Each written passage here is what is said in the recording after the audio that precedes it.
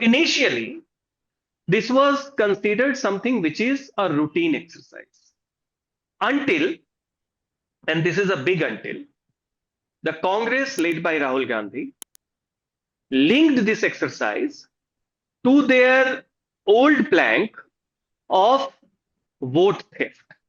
Until 2023, it was the EVM which the opposition parties led by Congress has been invoking to rationalize their defeat. The blunder that opposition is doing is abandoning the local issues for a national issues, particularly post 2024, that if you want to win assembly election, you zero in on the local issue. What we saw in Haryana, since you referred it, we saw lesser projection of Modi. Yes. So is this now a trend? But yet you see, the opposition is also becoming from weak to weaker. 2020, entire emergence of Tejaswi and RJD was not an organic emergence. The entire overwhelming focus and the singularity of giving too much prominence to an issue like SIR, which doesn't have much resonance on the ground, has deprived the Mahagathbandhan, that is RJD and Congress, of encashing on the anti-incumbency measures. So in Bihar, every party has a caste and every caste has a party, right? Now, logically, this generation may be slightly less aligned. So Prashant Kishor impact is in terms of the narrative of the election. So in Bihar, the election narrative this time is diverse. People are asking the questions at least. Why? Because someone known has done his homework. The nota votes in Bihar should be lesser than what it was in the past. Why? Because if you are not satisfied with the two options of Gathbandhan and NDA, you have Jan Suraj. See, left vote primarily here is there is no CPM vote. There is CPI and CPI-ML votes that is confined to certain constituencies, and it's shrinking because it's an aging vote base, right?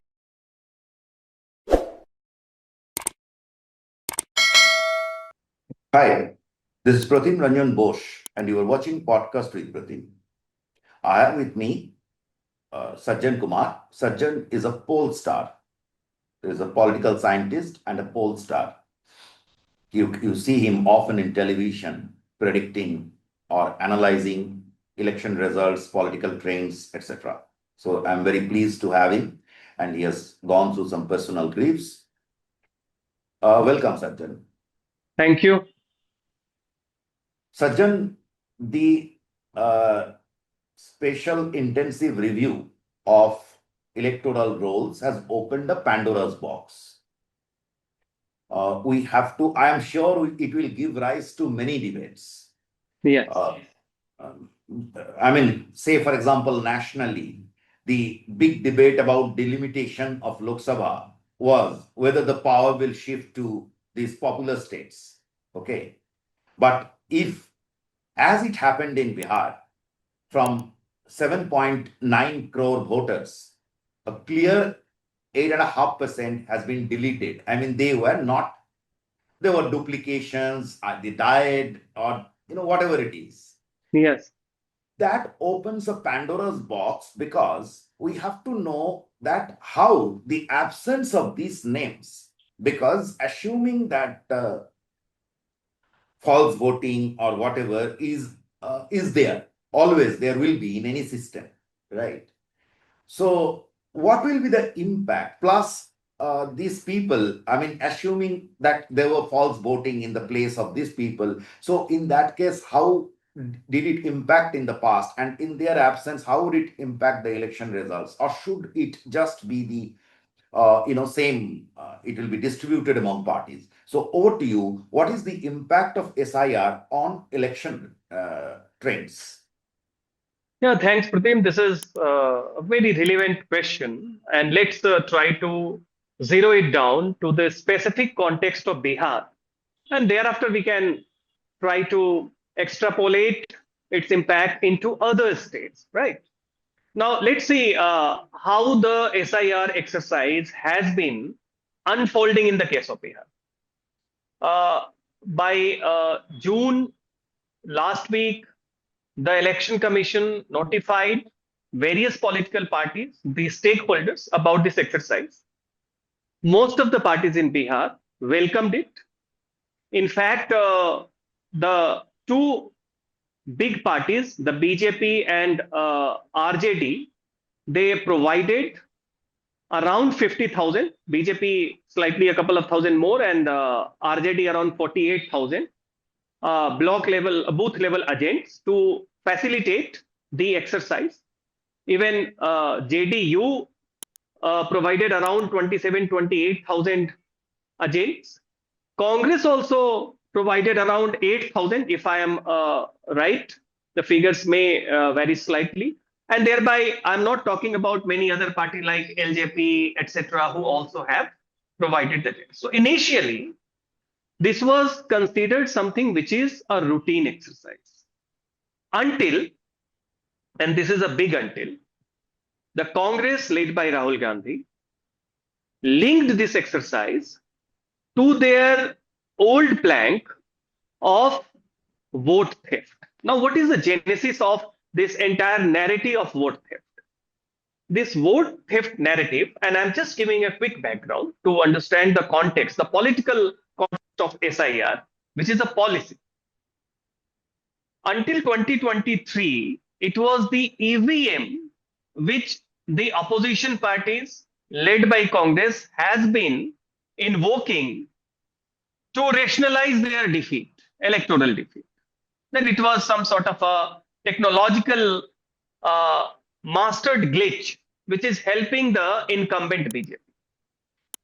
Then in 2023,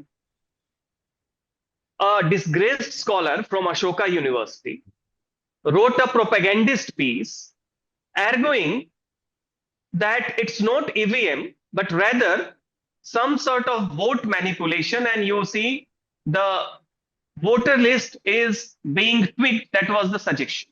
And thereby suddenly a new argument came that it's not a 2014 quote unquote communal polarization.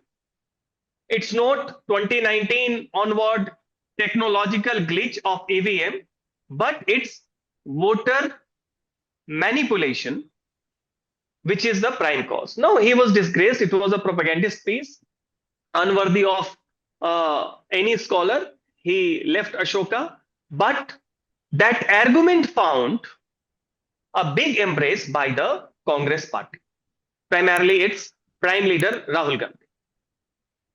And thereafter, EVM was shunted, and a new argument and narrative of vote theft acquired prominence. And they started justifying that we lost election in Maharashtra because of that, we lost election in Madhya Pradesh because of that. And thereafter, the entire narrative was that opposition is losing because there is a vote chori.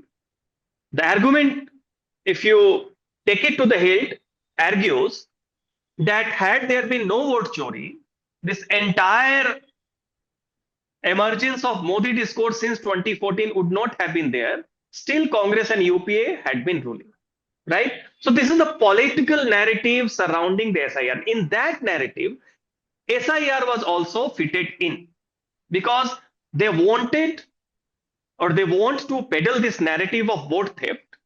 This is the new narrative to justify their defeat, electoral marginalization.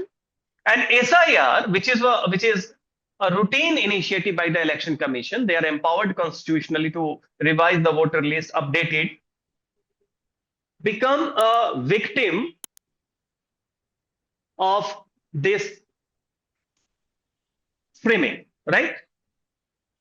Now, to their benefit, Election Commission's initiation of this exercise just 4 to 5 months before the election, gave them some leverage, right? Because there are two sort of criticism. One, is the exercise, ongoing exercise, desirable? Should it happen? Now, it would be very difficult to say no, because it's a constitutional mandate. It's not an acquired mandate. It's not a sort of usurped mandate. Second criticism could be, is it feasible? Now, on that plank, there could have been certain suggestions, certain reservations that election commission should have taken more time. That is understandable. That's a rational criticism. We all had such apprehensions. But Exactly. as it proved, things really went on so too fast to our expectation. Precisely, because this exercise wherein people are supposed to submit the documents, it creates some operational difficulties because people have everyday engagement, primarily in rural India. Now, many of the parties chose to highlight that, but Congress chose to question the very desirability of the exercise, which is a constitutional mandate. Right.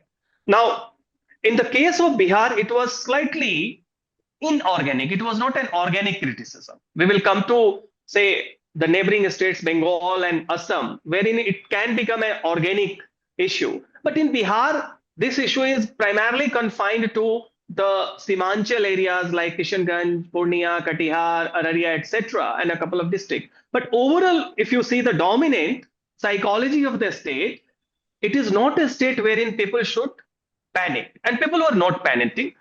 Even the opposition, non-Congress political parties were not panicking, who are on the opposition. So Congress brought this exercise, and thereafter, the opposition parties, primarily the RJD, and then CPI, CPM, who are for the namesake here, they all joined in, and they started undertaking yatra led by Rahul Gandhi. They joined it and wanted to reduce this election in Bihar on the plank of vote theft, vote chori. Now, here are a couple of things. Let's see how it is resonating at the level of the parties. One, how it is resonating at the level of the voters, that is on the ground. Two, and three, the question you asked, its implications, right? Now, at the level of the parties, this is a plank wherein the blunder that opposition is doing is abandoning the local issues for a national issues. We have been witnessing a trend in Indian politics, particularly post 2024, that if you want to win assembly election, you zero in on the local issue.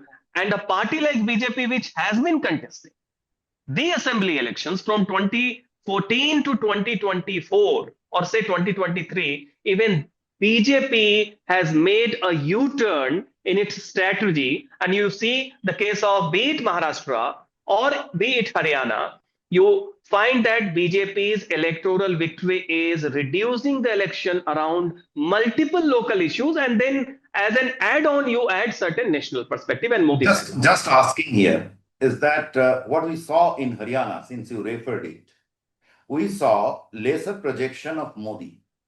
Yes. So is this now a trend in assembly elections? I mean, what is the situation in Bihar? Not much in Bihar, because compared to Haryana, in Bihar, the Bihar BJP leadership is relatively weak if you compare them to that of Haryana state BJP leadership. So you need Modi here.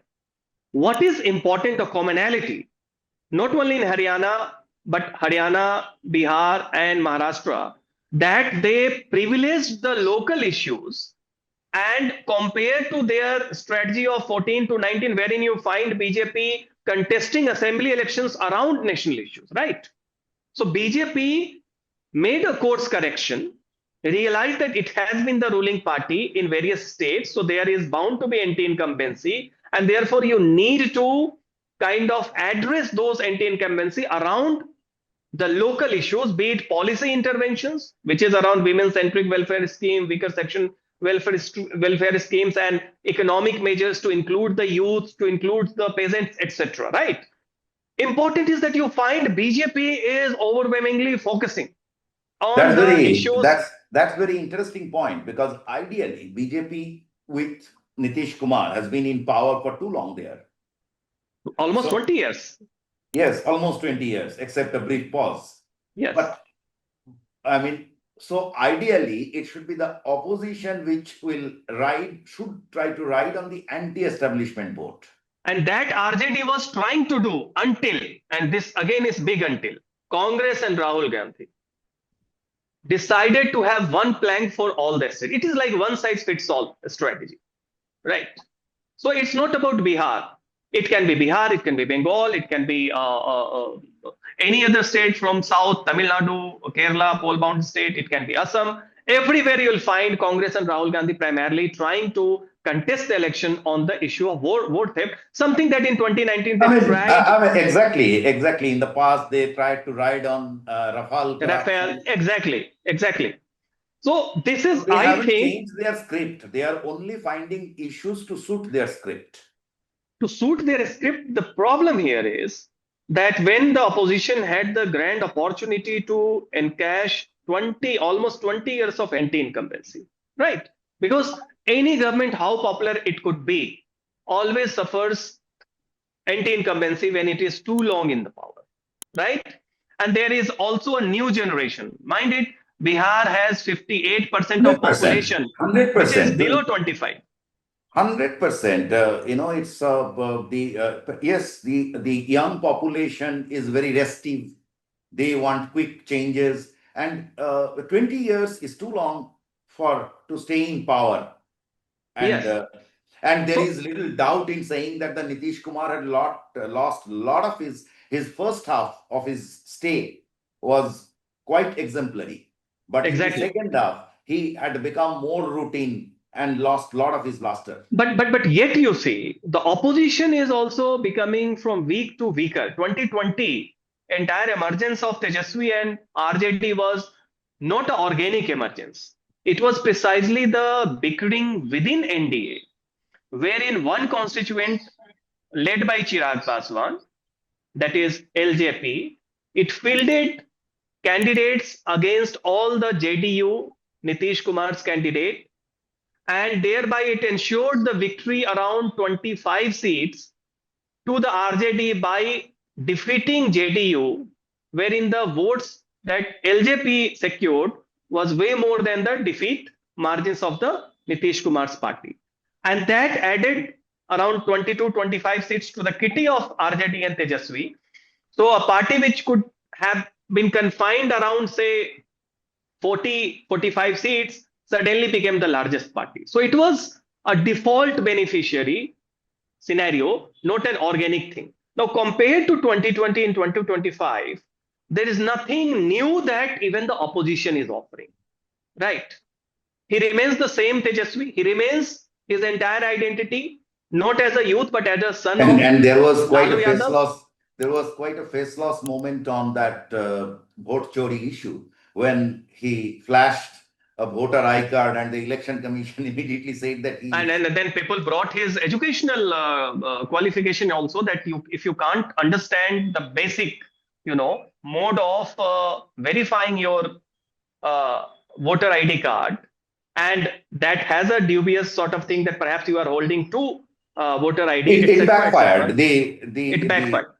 Now, Yes. what is substantial loss is that in Bihar you had multiple. And with the nationally with that admission by what's that organization? Sorry, No, that organization which did that calculation on Bombay election. CSDS. Right? Yes, sorry, yeah, CSDS admission of errors. So with that, the vote chori campaign has actually it's gone. It's not there, but they are just pushing it because they have to. Exactly. So one, it is primarily a punching bag among the political parties. But you see what the Nitish Kumar and BJP in Bihar are doing, besides countering the narrative of vote chori as Ghuspaitia Bachao Abhiyan, save infiltrated Abhiyan, because they are also constituting a counter narrative, right? Not all names related are infiltrators, but even if it's an iota of thing, it's a minuscule, percentage, then also and it was a major issue, Sajjan, in the areas like Kisanganj, Araria, right? Those bordering West Bengal. Precisely, because from Purnia's Dalkola to Bangladesh border is barely 30 kilometers. Katihar, right? Exactly. So that way, in those areas, this issue has been since 1980s. If you read the old newspapers, you will find Yes, yes, yes, Sushil yes. Kumar One Modi as bureaucrat who ABVP has been a leaders. district magistrate over there, so he was Yeah. telling me that 30 years ago, the Ghuspetia was an issue there.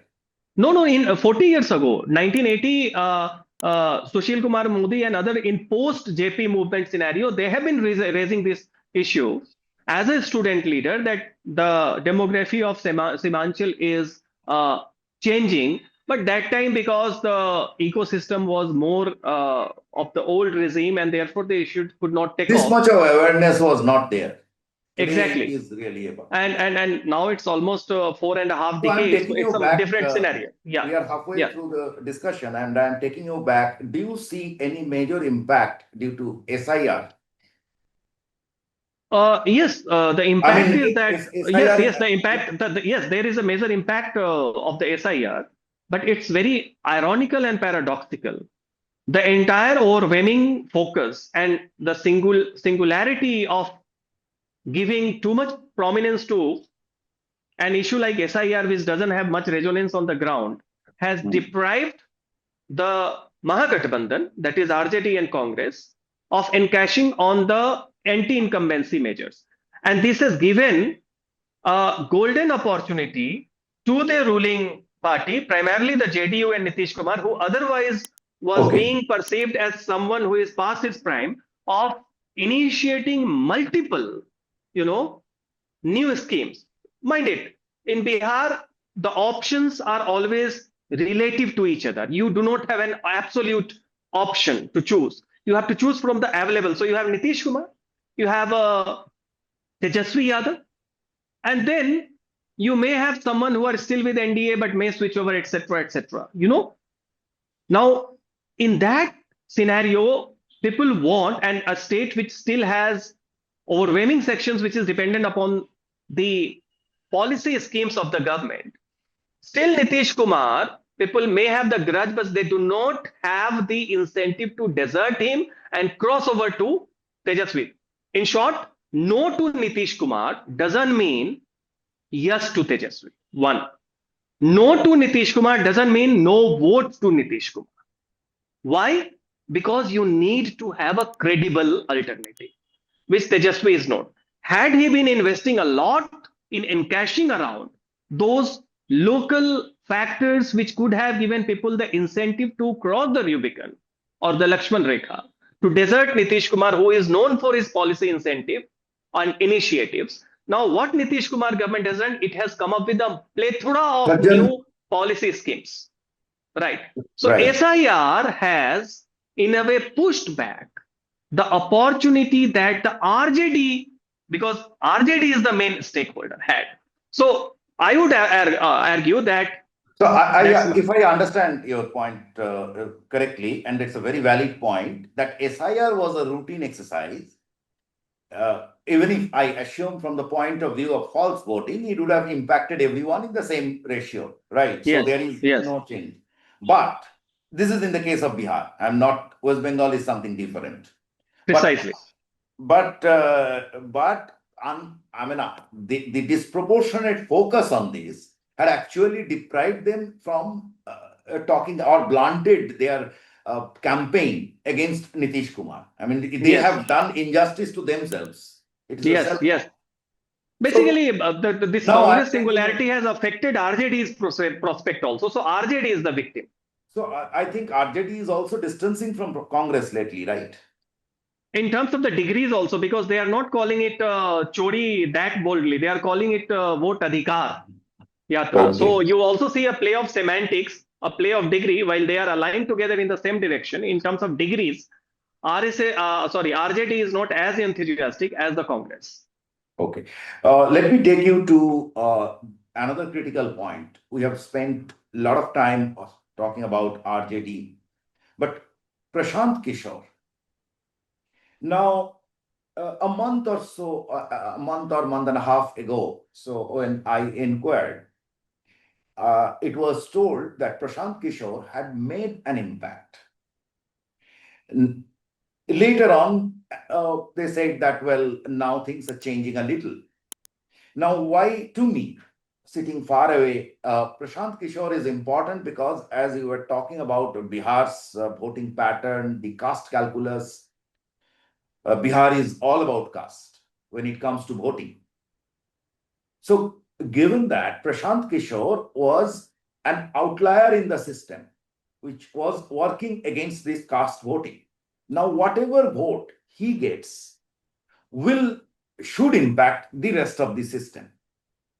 So, what is your opinion? How, I mean, will impact polls? And if This, it impacts to whom?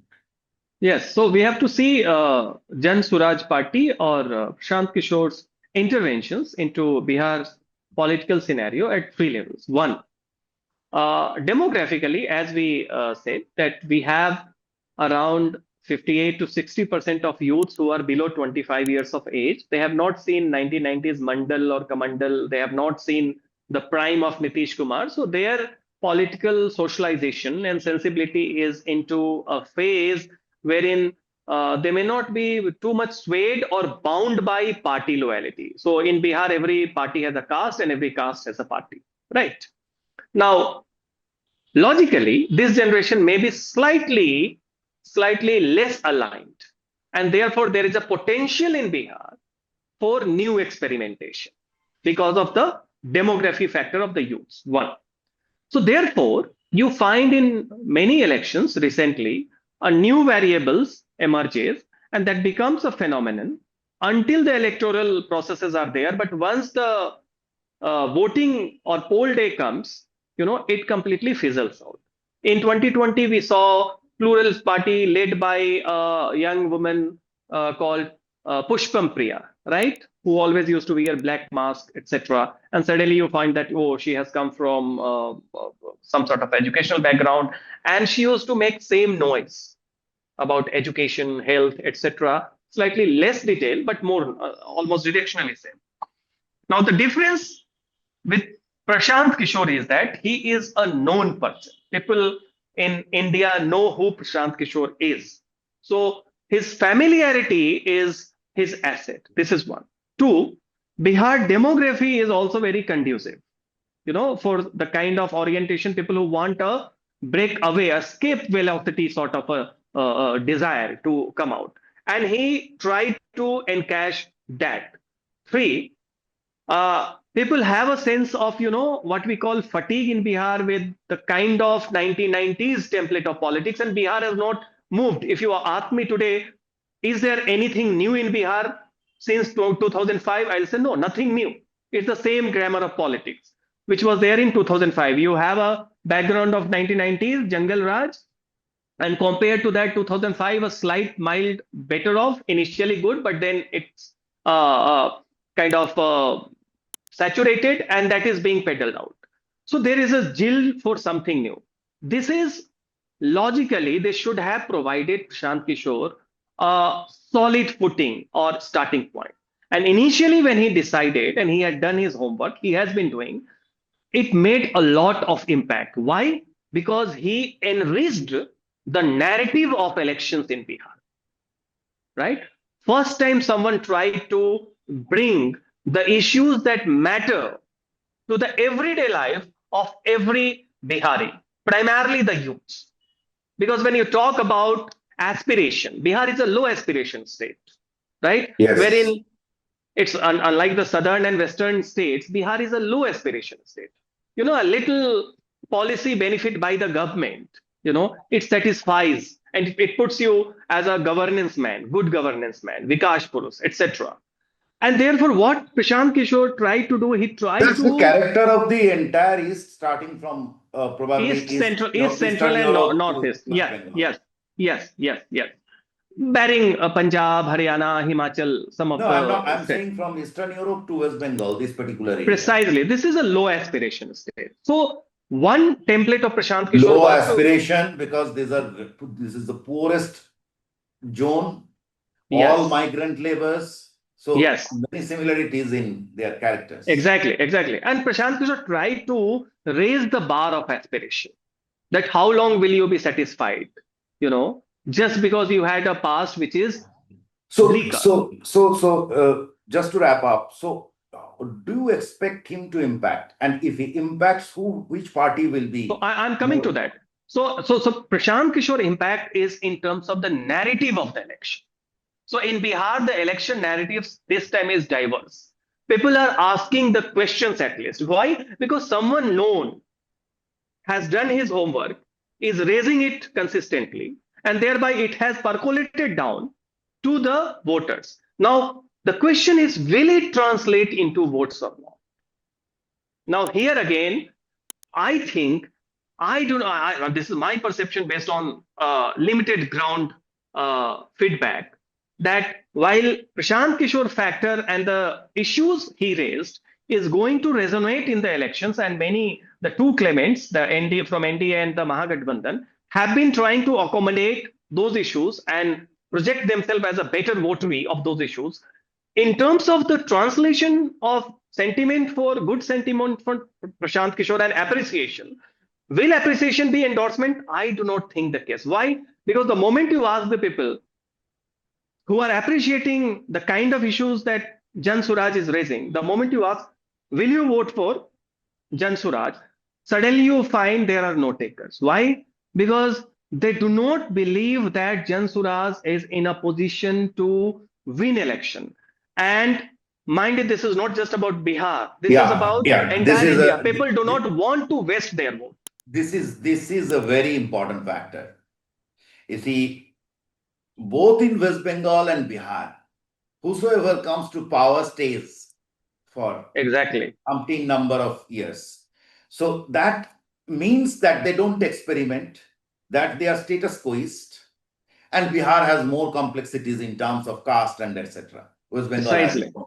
So Precisely. yeah, you're right. So this is not very easy to break, but what you said is that it brought a very welcome change because people have started questioning, and probably going forward it will start impacting polls.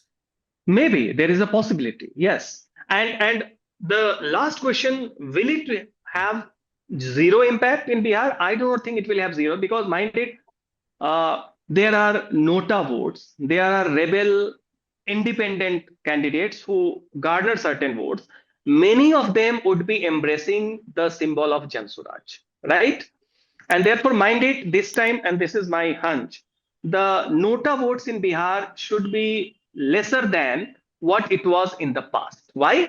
Because if you are not satisfied with the two options of Gathbandhan and NDA, you have Jan Suraj, right? So maybe he is capturing those nota votes. Maybe at a couple of places in constituencies, some rebel candidates will have their own impact. So his vote percentage may be slightly around. Some impact, even if Yes, marginal, is expected or may happen. may And happen, and that may have some bearing on those in those assembly segments wherein the margin of victory and defeat is narrow. lower, Say, for right? example, there are seats which both NDA and Gathbandhan won by a margin of 3,000 or 5,000, right? So this time, Prashant Kishor's impact won't be of winning the seat. His impact should be How many assessed. such seats are there, Sajjan? Uh, with a margin of 5,000, I think there are around 20 or something seats. That's important. But people It are doesn't assuming mean that that all of them will go to one, but there will be a disruption in the system, or there can be a disruption and disruption. look, I mean, what is happening that because of the narrative and media management by Prashant Kishore, you talk to the voters aligned towards Gathbandhan, they think that he is cutting the vote of NDA, BJP and JD. You talk to the BJP and NDA guy, they will say, oh, he is our man. He is damaging Gathbandhan votes, even Muslims, Dalits, etc. Now, on the ground, whatever enthusiasm you find, relatively Mahagathbandhan's votes, they are intact. Why? Because the diversity of caste and community is less in Gathbandhan. It is my Muslims and Yadavs and a couple of caste here and there, right? Like Vikasil Insan Party, VIP Party is there, so they may align if they stay. But in terms of the NDA, BJP and JDU have lot number of caste and community is plenty, and there are many caste and community who are unanchored, which means they do not have a caste leader, like the extremely backward caste, whose percentage. So Prashant Kishor's appeal is primarily among those castes who do not have a caste leader. Tejasvi is a caste leader. Nitish is So, having a caste base, yeah, right?